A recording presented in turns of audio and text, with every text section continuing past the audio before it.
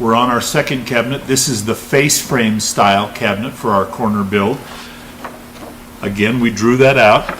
This is a two-part build because we have to build face frame first and then build the cabinet. We've listed all our parts here. We've listed the size of our cabinet.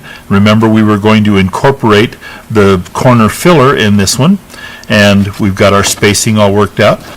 We have milled our wood, our solid wood for our face frame, to 13/16 and put a straight edge on our jointer. The reason we did 13/16, we want it to end up being as close to 3/4 of an inch as we can based on measurement of making our cabinet the correct depth. So we've milled it to 13/16. We're going to go to our table saw. We're going to rip our widths, and then we're taking our table saw sled and cutting our lengths, and then we'll bring it back to the bench and put our face frame together.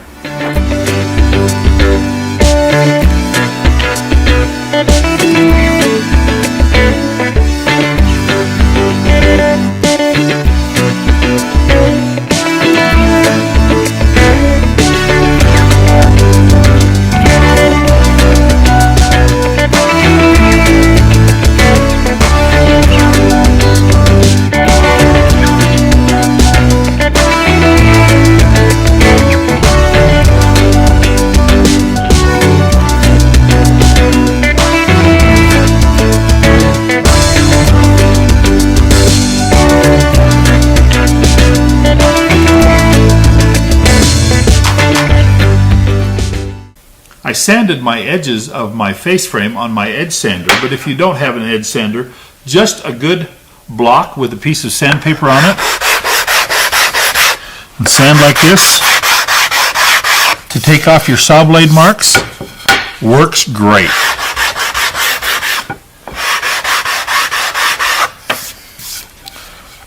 Very easy. Okay, let's drill the holes on our Craig boring machine, and we'll put the face frame together.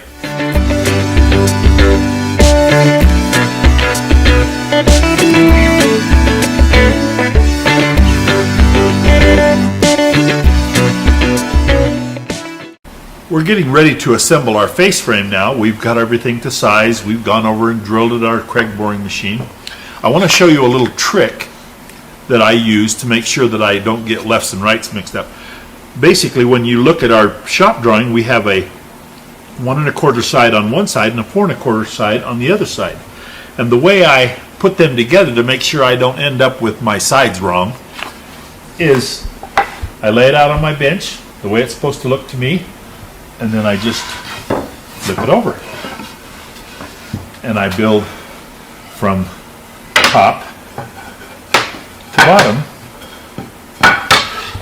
just like that. And so I would start, now the top is to me, and so when it stands up it would be just right. And that's how I keep my lefts and rights right. Correct, I should say. Lefts and rights correct. Is I just build it upside down, facing me. Works out really well. We're going to go ahead and put this together now. We lay it on the bench. We glue and clamp our joints on the bench. That holds them good and flat. Just a little bit of glue on there and put there.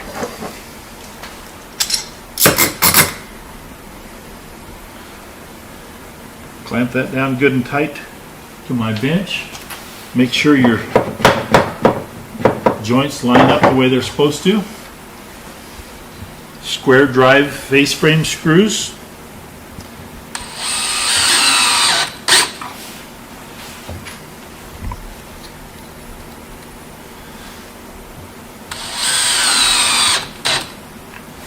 And there's our first joint together, just like that.